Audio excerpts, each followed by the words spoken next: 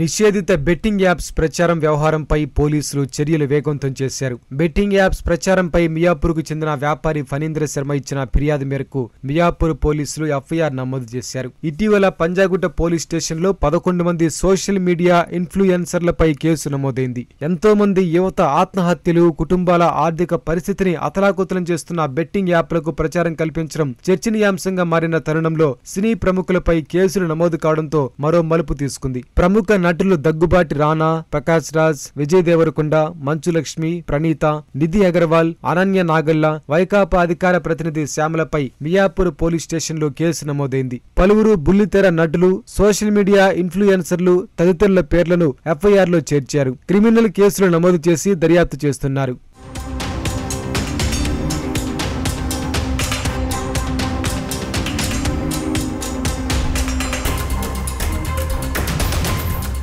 రాష్ట్రంలో online betting, gambling వాటికి ప్రచారం కల్పించడం నిషేధం.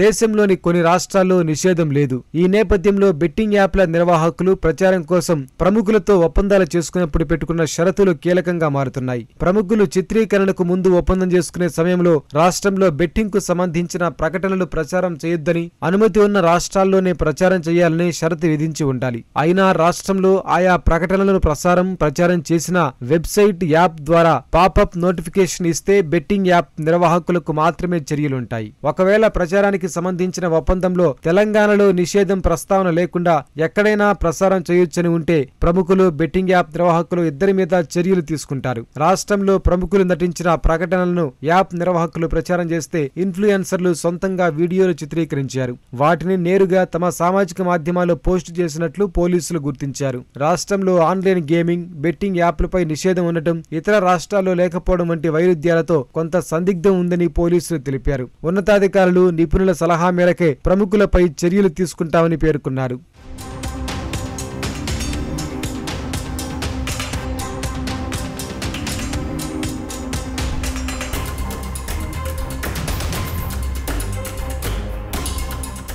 సామాజిక మాధ్యమాల్లో ఆన్లైన్ బెట్టింగ్ యాప్లకు ప్రచారం చేసిన కేసులో విష్ణుప్రియ, రీతు చౌదరిని పోలీసులు సుదీర్ఘంగా విచారించారు. విష్ణుప్రియను దాదాపు 10 గంటల పాటు, రీతు చౌదరిని 6 గంటలకు పైగా విచారించారు. తొలుత ఇద్దరిని వేరువేరుగా, ఆ తర్వాత కలిపి ప్రశ్నించారు. బెట్టింగ్ యాప్లకు ప్రచారం చేయాలని ఎవరు సంప్రదించారు, ఎంత పారితోషికం ఇచ్చారు, ప్రచారం చేసేందుకు ఒప్పందం ఎప్పుడు, ఎలా జరిగింది, ఏ సామాజిక మాధ్యమాల వేదికగా ప్రచారం జరిగింది అనే కోణంలో ఎక్కువగా విచారించి సమాధానాలు రాబట్టినట్లు తెలుస్తోంది. బెట్టింగ్ అడ్వర్టైజ్మెంట్లలో మెట్రో ఎండీ ఎన్వీఎస్ రెడ్డి స్పందించారు. కొన్ని మెట్రో రైళ్లపై బెట్టింగ్ కు సంబంధించిన వాణిజ్య ప్రకటనలు ఉన్నాయన్న అంశం తన దృష్టికి వచ్చిందన్నారు. ఆ ప్రకటనలను వెంటనే తీసివేయాలని సంబంధిత ఏజెన్సీలను ఆదేశించినట్లు పేర్కొన్నారు.